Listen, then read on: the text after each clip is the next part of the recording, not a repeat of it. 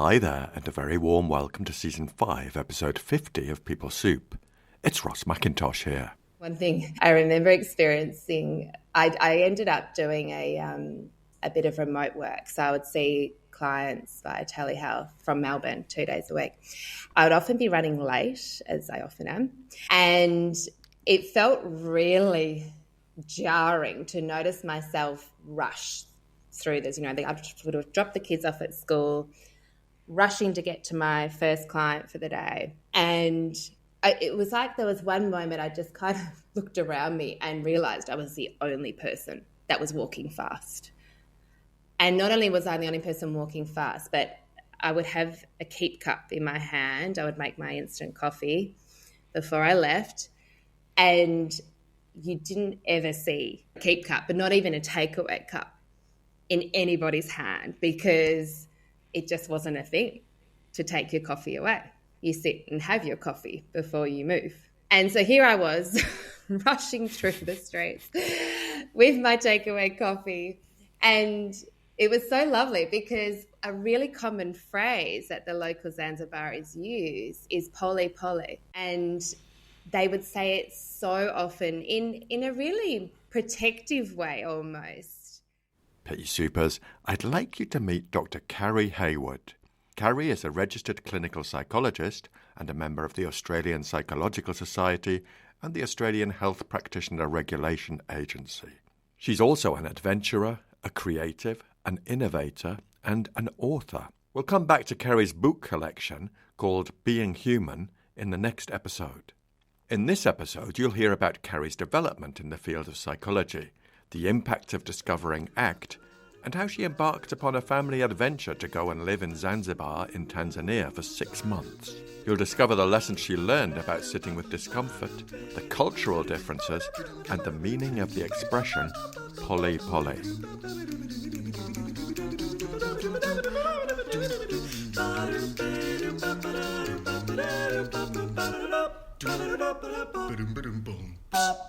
For those of you who are new to People Soup, hi, hola, welcome to the community. For those of you who are more familiar, a very warm welcome back. Thanks for joining us again. We're an award-winning podcast where we share evidence-based behavioural science in a way that's practical, accessible, and fun. Our mission is to unlock workplace potential with expert perspectives from contextual behavioural science. Let's just scoot over to the news desk. My ACT in the Workplace Train the Trainer program is rapidly approaching. At the end of April, folks, it's the final countdown. It's proving to be very popular, and there are still some places available. If you'd like to bring evidence-based training to support well-being and psychological flexibility in the organisations that you work with, then look no further. Details are in the show notes, including the discount code. Pea Soupers, please do keep rating, subscribing, commenting, and sharing the podcast, because you might have heard that the bookmarks have landed. Each review that's read out on the show will receive a couple of our freshly designed bookmarks, dispatched by my dad in the Global Distribution Centre in the Northeast Powerhouse. The thing is, folks, when you review, rate, share, and talk about the podcast, that helps more people to find us and all the useful People Soup stuff. For now, get a brew on and have a listen to part 1 of my chat with the wonderful Carrie Hayward.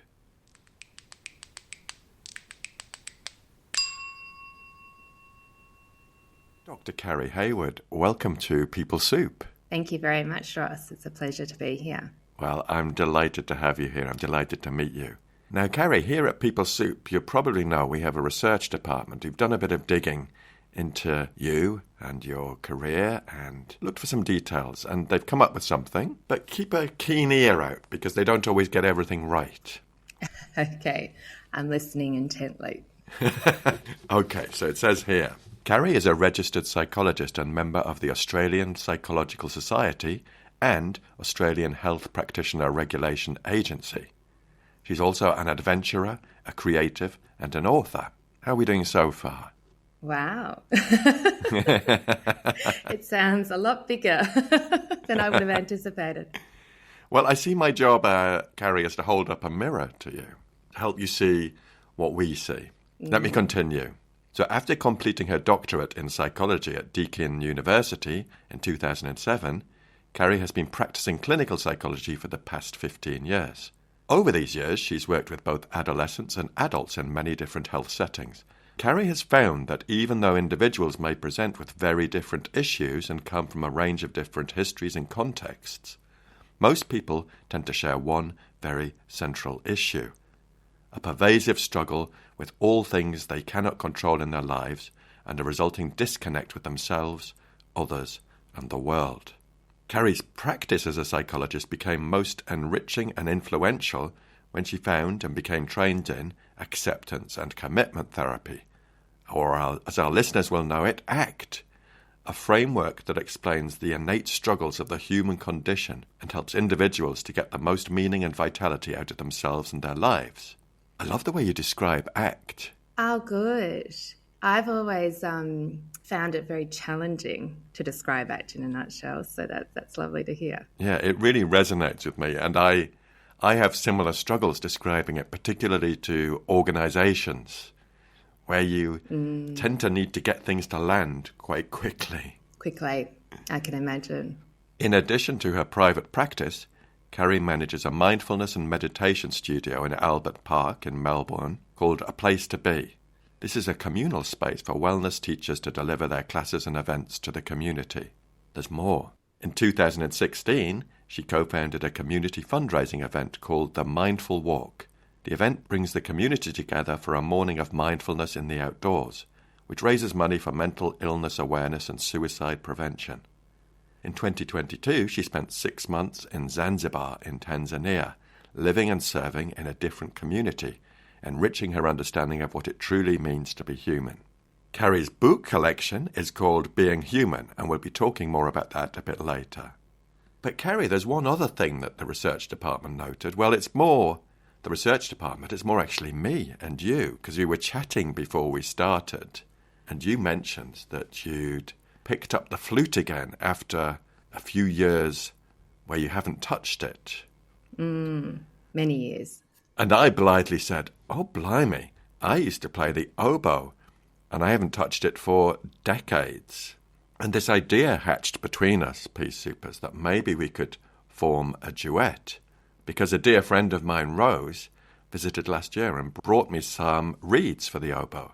So I've kind of got no excuse. So maybe this is the motivation we need to form that duet group. Obviously, it will be virtual rehearsals to begin with, Carrie, but who knows where we might end up. Sure. We might go on tour. Yeah, absolutely. So why were you motivated to pick up the flute again, Carrie? It really happened, well, it was the end of last year, and it was heading towards Christmas. And it was at the same time that my 3 sons had started learning their own instruments for the first time. And I started feeling this envy and some regret for not having continued with an instrument that I played as a child, which was the flute. And I just thought, wouldn't it be wonderful if we created a family ensemble or band? And there was a particular Christmas song that I love. And so the idea was for us to play as a family, which didn't quite happen. I did pick up the flute. I relearnt, which was challenging at first, but then suddenly everything flooded back, which was encouraging. But the fantasy didn't quite fulfill, but it hasn't gone away. And so it's still on the cards, hopefully, for this year. Well, I think watch this space, Peace Supers. And can I ask, Carrie, what are the other instruments in your family ensemble? In the family. So I have a piano player, a guitar player. My partner had played the violin when he was a child. And then my little one is still little, so we thought we might give him the tambourine or something like that to join in. Excellent. That's quite a combo, yeah.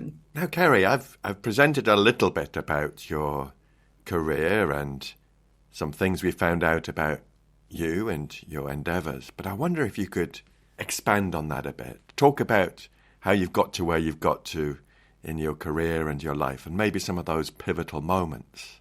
So my career as a psychologist, I say that I fell into it in a way, although I guess you could look a little bit more spiritually or deeper in terms of why I ended up there. But I didn't study psychology at school, which is what I find interesting.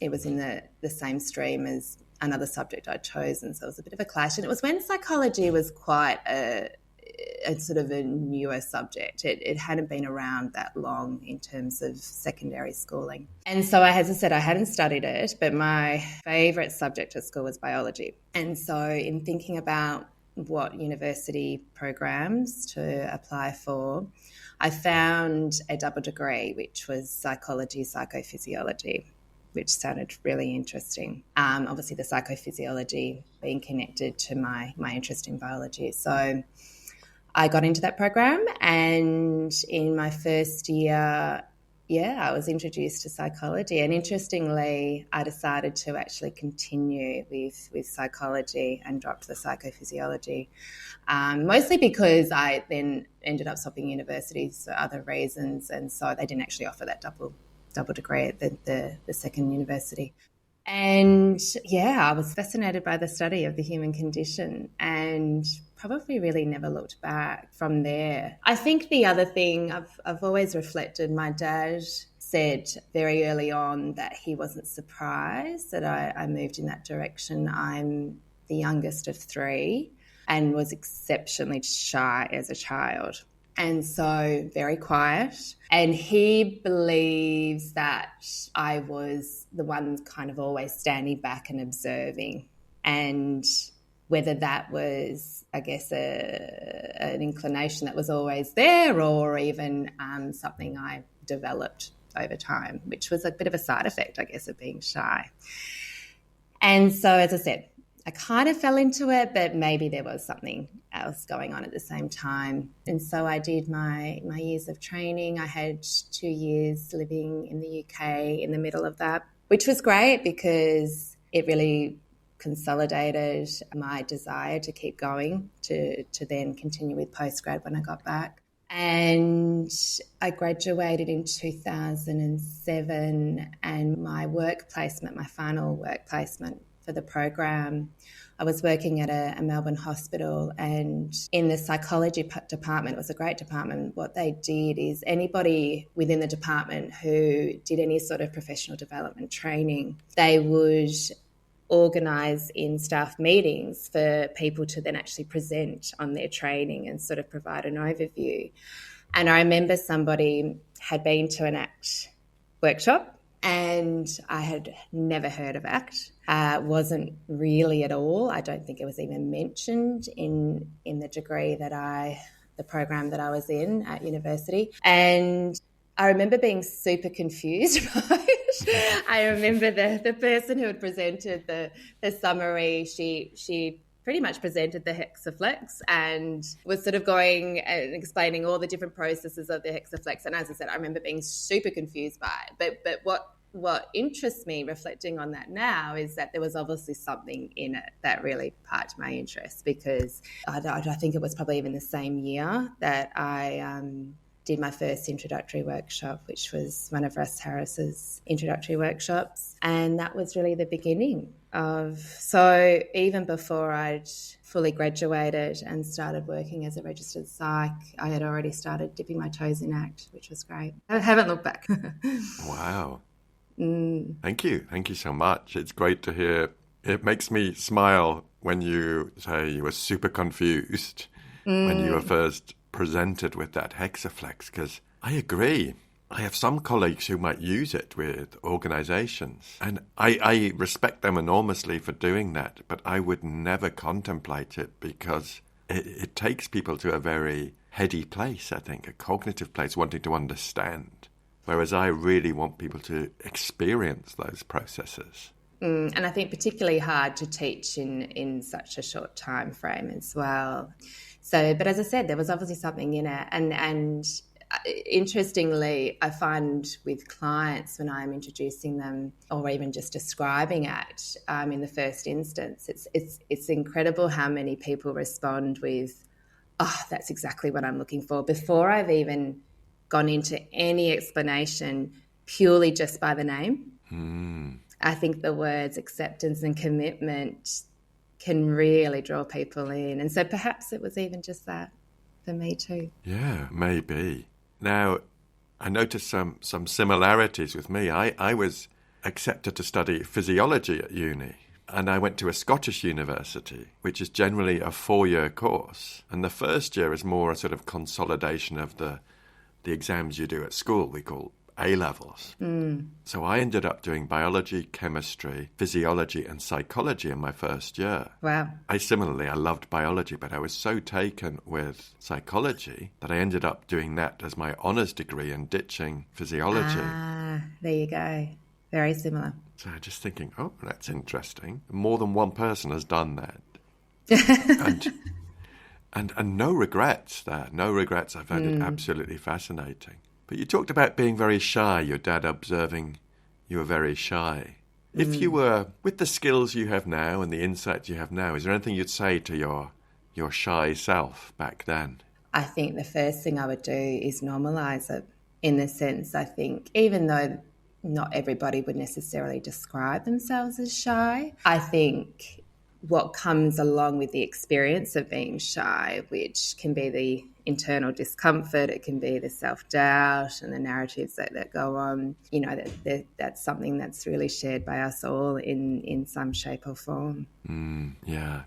Do you consider yourself to be still an observer? Or you've honed those skills during your training, I guess? Yeah, I would say so. I think many of us in this field have experienced that reaction when you're at a party, at a dinner party, socially, someone asks what you do, you say you're a therapist, psychologist of some sort, and often the reaction is, are you analysing me? And so, you know, my response to that will often be, I don't think I am consciously. And I mean, again, it's the ability to observe, and I think the interest in observation is something shared by us all. But as you say, I think that the difference is there is more skill trained, you know, the more formal training in that skill that we experience in this field.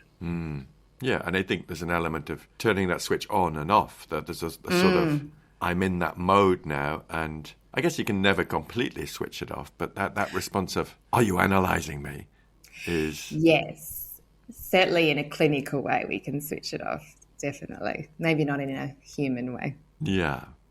So tell me about a place to be. I'm curious about this mindfulness and meditation studio. So this is something I started, I think coming up to, let's say, 10 years now. And it was a concept, an initiative that evolved over time. I actually partnered with an old school friend of mine we started running mindfulness-based programs out in workplaces actually, and in the community as well. We called them mindfulness programs, but it fundamentally was acceptance and commitment therapy. We just didn't call it that because most people don't necessarily know what that means. And then through that work, it was when meditation had really skyrocketed in more of a mainstream practice. And so people were wanting meditation classes. They were hungry for it, particularly after we delivered these programs. Very often we would get, the question would be, well, what can we do next? Where can we keep going with this practice? So at the time I was looking for more new clinic rooms. I needed to find a new space for my private practice, and I thought, why not find somewhere that can have a bigger space at the same time and start running some classes and workshops from there. And so that's how it really came to be, and it has evolved over that time. My private practice was still my main focus, and so it made sense to then use that space for other teachers and trainers to come and share what they do at the same time. Great. And what's the drive behind you? Because you also founded the community fundraising event, the Mindful Walk. What's your drive to share this more widely? Tell me about that. So that came around the same time. My business partner and I just remember we were sitting down. I think it was still in the early stages of setting this up, and given the demand that we were noticing for people to have more access to this practice in a group way, I think in a community-based way, also to continue to be guided as well. And given how many, charity walks and fundraising events do exist, we thought, wouldn't it be great if we, use the same concept, but rather than the race to the finish line, which a lot of these fun runs are, it's almost the opposite. Let's slow everyone down, and for it to be an opportunity for, as I said, people to come together, experience the practice of being mindful, but with each other as well. So really creating that sense of connection with one another. And so it was a silent walk. And then we thought, let's actually support a charity that's doing a lot of work in the mental health space. And so that was, I guess, the extra component that allowed people to feel like they were contributing to that, as well as developing a practice that could hopefully benefit themselves. And so we ran it 3 times before COVID hit, and we haven't picked it up again since. So thinking about how that could continue to evolve, I think people really loved it. It was quite intimate and small, but I'm also mindful of the fact that there's a lot that exists in this charity event space, and so it's I think very important to keep it unique and accessible as well. So we'll see where it goes. I love the concept of we're not striving to win. The idea of a silent walk it's almost counterintuitive, I guess. Very much so. And it was amazing how many people would reflect on their experience and say how hard they found it, because a lot of people would do it with friends or family. And so they'd be walking alongside loved ones, and it's quite rare to do that and not talk. And the discomfort that people would experience in that silence was really fascinating. And I think, again, says a lot about our experience as human beings there. You said you took some of the mindfulness or ACT training to workplaces. How did you find it landed there? I found that, it definitely landed. I found the biggest challenge was being able to simplify and deliver these powerful concepts in such a short time frame, which it typically was. I found a lot of organisations, and I'd love to hear your experience here, Ross, but a lot of organisations want the 1 hour or 2 hour workshops. That's often all they can afford, time-wise, more than anything. And, yeah, I found that really challenging. Yeah, me too, absolutely. When you get an organisation that says, I've got 45 minutes, I want my leaders to become more psychologically skilled and less stressed, and can you do it next Tuesday, and we have no budget. And this was a friend of mine, an HR director. Oh, wow. And I said, that's quite offensive to your people. That you're willing to have a 45 minutes, and it's at lunchtime too, so you're digging into that opportunity to disconnect from work. Yes. And it doesn't seem quite ethical, and I could do something, but it would take longer than 45 minutes. And I walked away from that opportunity because I didn't feel it was ethical. I think it was giving entirely the wrong message about how much time this organisation was willing to invest for their people. And I was also disappointed. We've since had chats about it since, and I've done something longer for them. Oh, great. Which felt, it's never perfect with organisations, I think. I was given 2 hours and people could volunteer to come, and basically I did a taster of ACT. And they'd also agreed to a follow-up programme for those who were interested, which was more based around a protocol I developed with Paul Flaxman at City Uni. Okay. And we got loads of people wanted to convert that 2 hour experience into a 4-session programme. So much so that we had a wait list. Wow. Which showed how ACT can really resonate with people, and they're curious to find out more. So it turned out all right in the end, but sometimes it's just positioning it with organisations. Because I remember another potential client, and they say, the sort of HR leads were really keen, they understood, they really got it. So they had an all-staff event, and it was I think it was about 50 people online. online, including the CEO. And the CEO struck me as a slightly unusual to begin with, because behind him he had, one of those virtual backgrounds. He had this kind of roaring fire, but it wasn't quite a modest roaring fire. It was like almost filling his screen. And he kind of looked like sort of Lucifer type character, which made me I could see. Which made me a little bit nervous. But I was presenting to them and talking about how we can pause and just notice what's showing up for us, notice what's going on around us, noticing what might be happening in our minds that might be derailing us.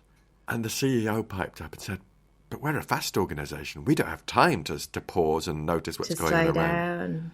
And I was gently putting it to him that, well, actually, you might notice if you did this, you'd become even more effective and collaborative and aware as a being, as an organisation. And it could also enhance people's well-being in that busy environment. He didn't buy it at all. And once he started expressing doubt, then other people started chipping in, because that we tend to role model, or our bosses tend to role model for us, and we want to agree with the boss sometimes. So people were agreeing with him, and it didn't turn out badly. I did get a bit of support, muted support from the HR folk, but it was... Okay. I wasn't invited to to deliver anything further. In fact, it was very difficult to get hold of the HR people after that, because I think they were just a bit embarrassed. Yeah, okay.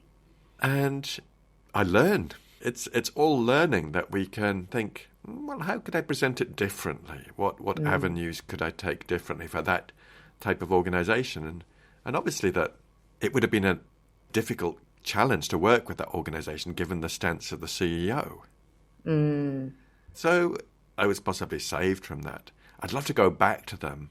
That was probably about 2 years ago or longer. I'd love to go back to them and say, "Hey, how's it going?" But I'm not rushing, I don't think, at the moment. When the time's right.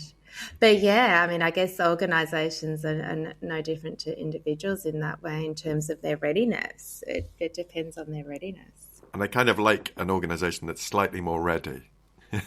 Yeah, it makes it a bit easier. Yeah. Now, Carrie, I want to talk to you about Zanzibar. And tell me when the seed of that idea came to you. And there's a bit of a pattern here, Ross, and thinking about how all these things have landed for me, I think that's quite characteristic of my nature, which is I'm not it's not in my nature to be a planner, is what I'm trying to say. So I'm quite spontaneous in the moment, and so is my partner. So the two of us together means that our life is not overly planned, which there's upsides to that. But look, how it came about, my partner was due for long service leave with his organisation, and our children, we felt like our children were at this sort of sweet spot in terms of their ages. And so we decided to have 6 months overseas somewhere. And this was coming towards the end of, I guess, the end of, well, I think our 5th or 6th lockdown here in Melbourne during COVID. And so there was sort of many factors in that. And Zanzibar came about because we were looking at various volunteer programs. We decided to go somewhere where we could be of service. So experience a different way of life and be of service to the community in whatever their needs were. And so we were looking at, as I said, various volunteer programs. And in that process, Zanzibar, we were particularly looking at East Africa, and Zanzibar was somewhere that just sort of kept coming up. And I think it grabbed our interest because it's a tourist destination. It felt quite safe. It sounded really beautiful. And in the end, we didn't go through a volunteer organisation. A lot of the ones we were talking to aren't really equipped for families. And so we decided, let's just organise some accommodation. We'll land there. We'll see what work we could find once we were there. And that was the other consideration. We felt like we really wanted it to be for the community, not for ourselves. And that's a really interesting one, because I think in any altruistic work, it's not one or the other, really, is it? And so I was accepting of that, but at the same time, I really wanted to make sure we were actually going to be of help. And so we, as I said, we found some accommodation in Zanzibar, booked a plane ticket for all 5 of us, and we landed, and everything kind of happened from there. We found an international school for the kids. Interestingly, we found one while we were still in Australia, but ended up sending them to another one. There were quite a few options once we were there. And yeah, everything just happened from there. Wow. The time that we decided to do it, to executing it, it wasn't long. I think it was only 2 or 3 months, which in a way I think was easier. I think it allowed us to not overthink it.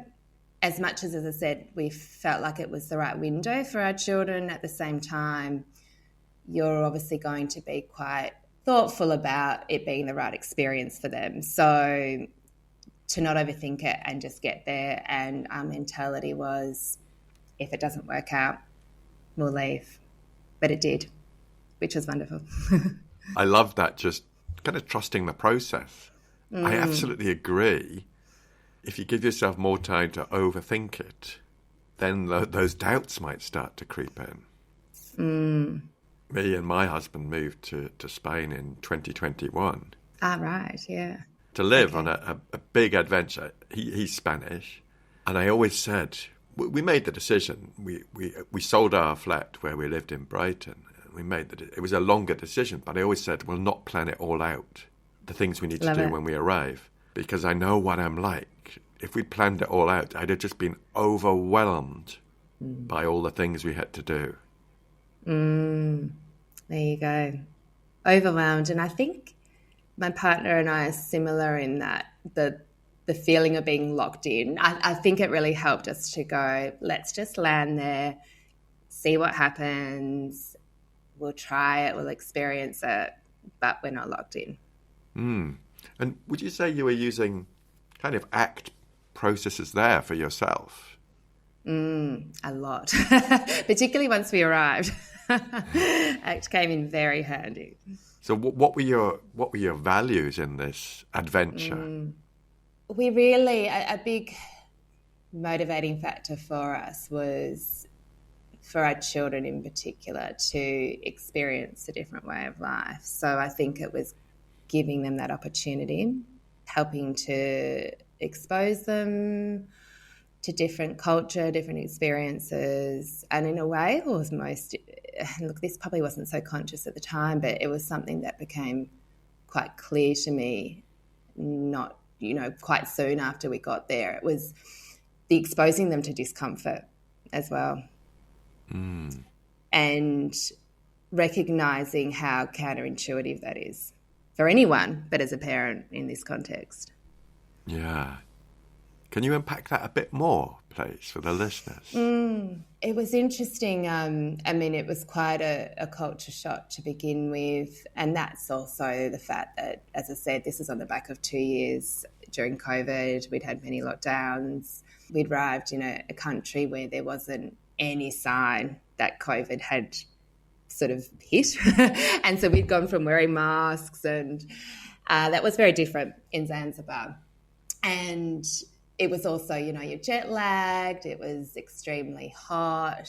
And I remember we walked into the accommodation we had booked, and there were some things that I thought, okay, is this going to be right for us? We'd booked for the first 3 months of being there, and there was a few, teething problems, let's say. So a few sewerage problems in the bathroom.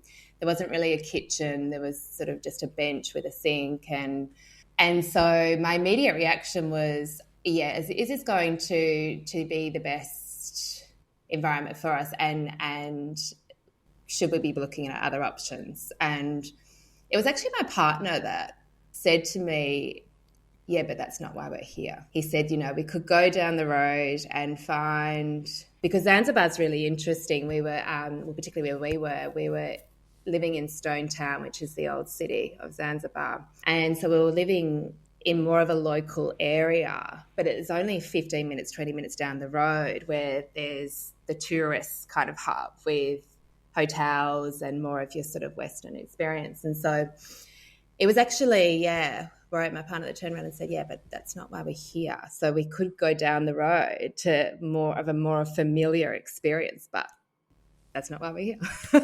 And as soon as he said that, it was like this jolt back to my values, I guess, essentially, and the reasons for why we were doing what we were doing. But that's what I mean in terms of exposing ourselves to discomfort. And it was twofold because it was our own. I was actually really, the kids were fine. And that's what really fascinated me. They didn't really even notice. But what I noticed over time was, because there were things that obviously they then did, that were challenging for them. In starting a new school, my youngest was starting school for the first time, so it was a big step for him. And it's your natural instinct to want to make it easy for them and comfortable for them. And so I kept needing to notice that instinct and then take a step back and remind myself again, why are we here? And obviously we weren't going to flood them with discomfort. It was not about throwing them in the deep end, and obviously doing it in a really safe way as well. But I just found it so fascinating that I needed to keep noticing that. It was not like that stopped coming up. That instinct didn't stop. It kept coming up. And so it required ongoing awareness, really. Wow. I love that phrase. I think it's such a great reframe. That's not why we're here. That's not why we're here, yeah. So powerful. It's all it took for me to go, you're right. We're in the right place. This is where we're meant to be. That's seeking comfort and seeking the familiar rather than just reconnecting with what matters. Beautiful. I absolutely love that. And what would you say? I'm sure there are so many things you learned and experienced in that time in Zanzibar, but are there any highlights of the learning that you'd share with us? The other main thing that stood out to me very early on was, I guess, what you, certainly I can only speak for myself, but what I'd heard of these cultures in developing countries and the slowness that can often exist in the non-Western world. And I was fascinated by when we would walk down, again, Stone Town's this beautiful ancient town where there's winding alleyways, and we would be walking down the alleyways. And one thing I remember experiencing, I ended up doing a bit of remote work. So I would see clients via telehealth from Melbourne 2 days a week. And I rented a little space at one of the hostels for me to be able to do this work. And I would often be running late, as I often am. And it felt really jarring to notice myself rush through this. I would have dropped the kids off at school, rushing to get to my first client for the day. And it was like there was one moment I just kind of looked around me and realised I was the only person that was walking fast. And not only was I the only person walking fast, but I would have a keep cup in my hand. I would make my instant coffee before I left. And you didn't ever see certainly not a keep cup, but not even a takeaway cup in anybody's hand, because it just wasn't a thing to take your coffee away. You sit and have your coffee before you move. And so here I was rushing through the streets with my takeaway coffee. And it was so lovely because a really common phrase that the local Zanzibaris use is pole pole, which means to go slowly and go gently. And they would say it so often in a really protective way almost. They would say it so often to foreigners because they noticed this difference of the pace. And I was so fascinated by that firstly, but also you would see locals sitting for hours on end outside their homes, outside their shop fronts, epitomizing the essence of being. And it really stood out to me also because not only was there this stillness and this presence that they embodied, I also realized no one's on their phone. That not only are they still and not really doing anything in how we conceptualize doing, I guess, but there were no phones in hands. And I thought, wow, like you would never, I remember my mind immediately went back to just visualizing where I live in Melbourne or, really anywhere in us, in this part of the world where you'd never see, or hardly, I shouldn't say never, but hardly ever see someone sitting and being without, most likely, being on their phone. So there were all these different components like that really stood out, this difference. And as I said, how the local Zanzibaris just really embodied that essence of being. Wow, I love the way you described that. I'm so pleased you talked about Pole Pole because, listeners, there is a beautiful blog that Carrie's written called Pole Pole.